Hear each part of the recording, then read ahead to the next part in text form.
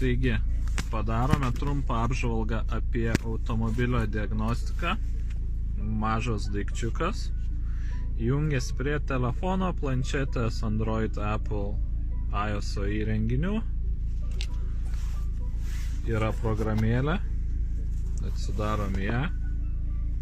Kaip matote, aš pats specialiai ją pirkausi, tai priprogramuot bateriją naują. Tai yra akumuliatorių pririšti vadinama.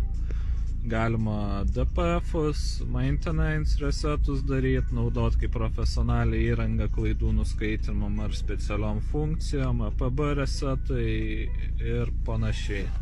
Tai ką, jungiuos ir trumpai paaiškinsiu, kaip kas kur vyksta. Taigi, kaip matot, pasijungiame prie OBD, einam į profesionalią diagnostiką. Kiekvienam automobiliui reikalingi atskiri paketai, tai realiai turėtumėt susisiųsti jų ganėtinai nemažai.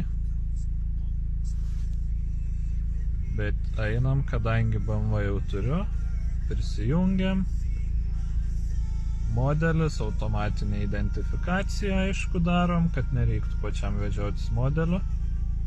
Atpažįsta, kad E91 BMW, kaip ir MKM7 variklis, viskas tvarkoj, einam ir tada Health Reportą.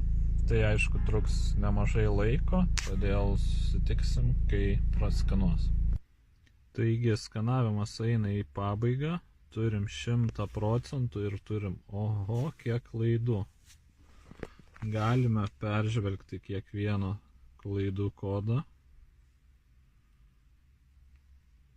Čia matosi, jo, matyti viskas yra buvę dėl to, kad akumuliatorius kažkada buvo išsikrovęs.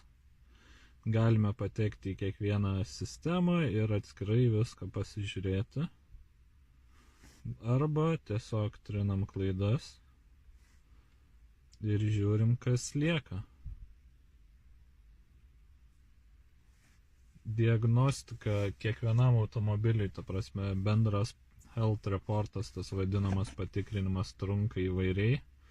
Nuo kelių minučių iki 15 priklauso kiek kokių modulių yra pridėta.